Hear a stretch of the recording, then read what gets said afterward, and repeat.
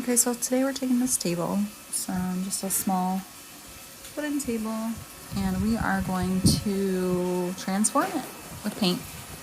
We are going to start by taking our white acrylic paint, and we are going to cover the whole top before we do our pour.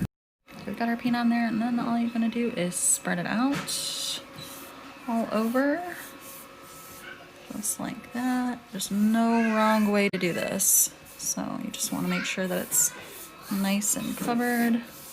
And then I will come back and show you when it's all done. Okay, so here we go, all covered.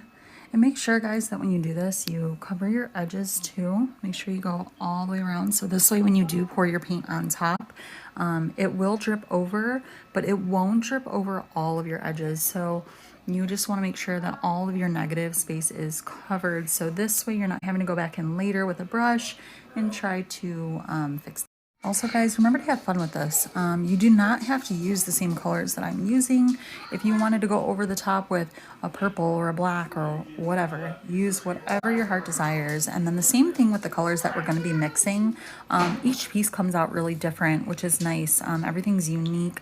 So use whatever colors you like, and you can buy them ready to pour, or you can mix your own, which I'm going to be mixing my own today. You need to know how to mix your paint to pour so that it adheres correctly and it spreads the way that we want it to. Just message me and I will send that over to you as far as what all you need to mix into your acrylic paint. Okay, so as I'm mixing my paint, I am then going to pour it into one container.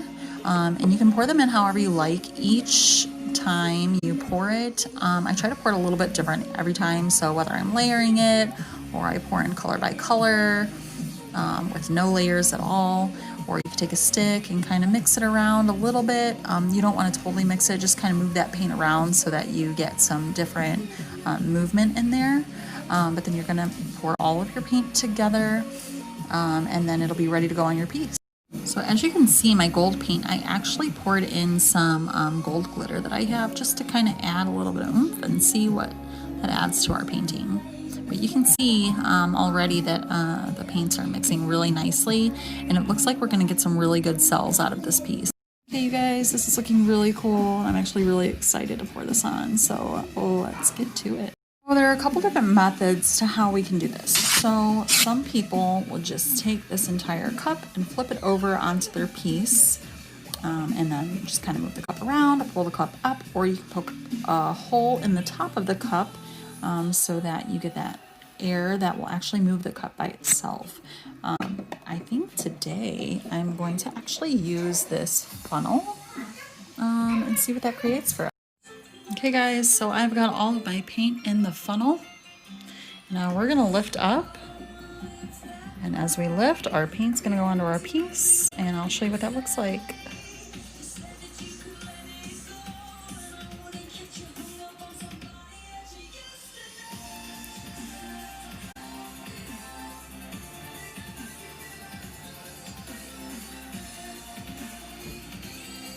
Oh, that color looks amazing. Just gonna let this finish, and then we are going to move our paint around. That glitter looks awesome in there too. I'm so glad I added that. Not gonna lie, I was a little unsure about the purple that I added, but it actually blended really nicely. And here we go. We're gonna start moving. Stretching this out.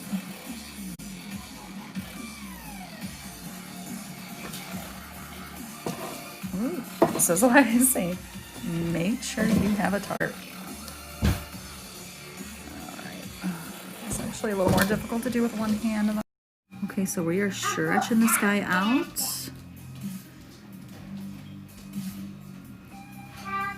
And I'm going to turn it in a second, but you can see already these cells are looking gorgeous, you guys. Okay, here is a progress update. And now my favorite part, blowtorch time. If you do not have one of these little guys, I highly suggest you get one. They're fantastic for making your cells really pop, creating some more. So that's exactly what we're going to do right now.